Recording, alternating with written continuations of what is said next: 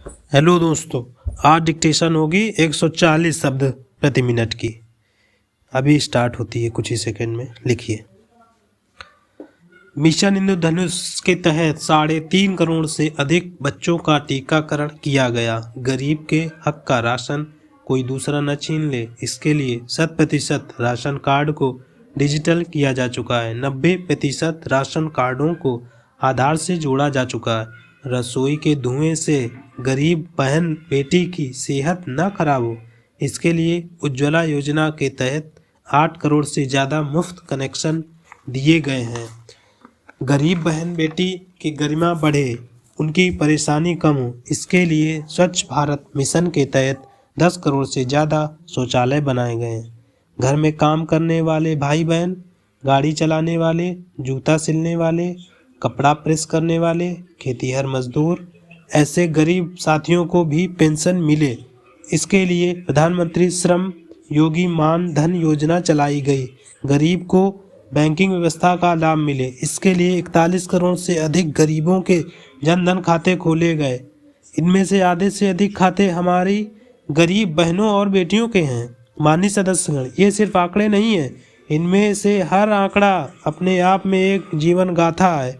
इस संसद के अनेक सदस्यों ने अपने जीवन का बहुत लंबा समय इन्हीं परिस्थितियों में गुजारा है।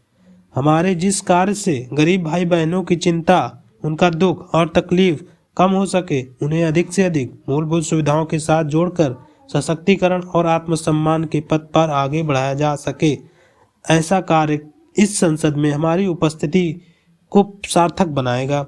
मुझे गर्व है कि मेरी सरकार पूरी निष्ठा और ईमानदारी नियत से काम कर रही है। पिछले 6 वर्षों से इस दिशा में निरंतर काम कर रही है, फैसले ले रही है तथा उन्हें लागू कर रही है।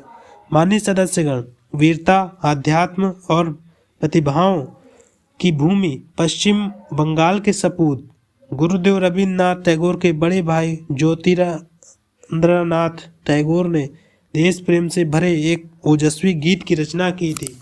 उन्होंने लिखा था, मातृभूमि आह्वान कर रही है कि हे भारत की संतानों, सभी मिलजुल कर चलते रहो। वीरता के स्वाभिमान तथा पौरुष के गर्व के साथ तुम सभी देश के कल्याण की निरंतर कामना करते रहो। आइए हम सब मिलकर आगे बढ़ें, सभी देशवासी मिलकर आगे बढ़ें, अपना कर्तव्य निभाएं और राष्ट्र निर्माण में अपना योगदान दें।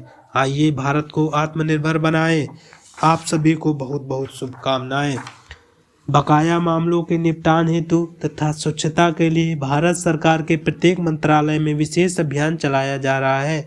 मिशन कर्मयोगी के अंतर्गत सिविल सर्वेंट की क्षमता बढ़ाने के लिए सरकार ने कैपेसिटी बिल्डिंग कमीशन की स्थापना की। मिशन कर्मयोगी सिविल सर्वेंट्स के करियर में भी सहायक होगा और राष्ट्र निर्माण की नई जिम्मेदारियों के लिए उन्हें तैयार भी करेगा। न्याय प्राप्ति को सरल और सुगम बनाने के लिए भी देश में कई महत्वपूर्ण कदम उठाए जा रहे हैं। टेलीला प्रोग्राम के माध्यम से मुकदमों से पहले सलाह देने के लिए एक प्लेटफॉर्म का गठन किया गया है।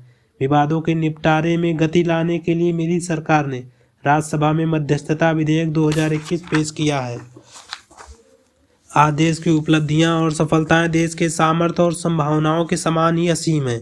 ये उपलब्धियां किसी एक संस्था या प्रतिष्ठान की नहीं है, बल्कि देश के कोटि कोटि नागरिकों की हैं। इनमें करोड़ों देशवासियों का श्रम और पसीना लगा।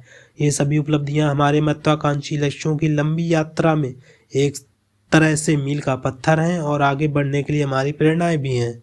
वर्ष 2047 में देश अपनी आज़ादी की शताब्दी पूरी करेगा। उस समय के भव्य, आधुनिक और विकसित भारत के लिए हमें आज कड़ी मेहनत करनी है। हमें अपने परिश्रम को पराकाष्ठा तक लेकर जाना है और यह सुनिश्चित करना है कि अंततः इसके लाभकारी परिणाम निकले। इसमें हम सबकी भागीदारी है और समान भागीदारी है।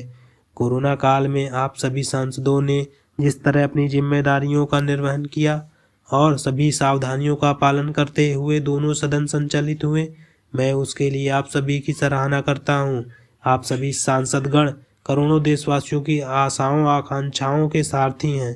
इसी भावना के साथ हमें आगे भी काम करते रहना है। मुझे पूरा विश्वास है हम सब मिलकर अपने महान भारतवर्ष को गौरव के शिखर तक लेकर जाएंगे। इसी भावना के साथ आप सभी का एक बार फिर से अभिनंदन।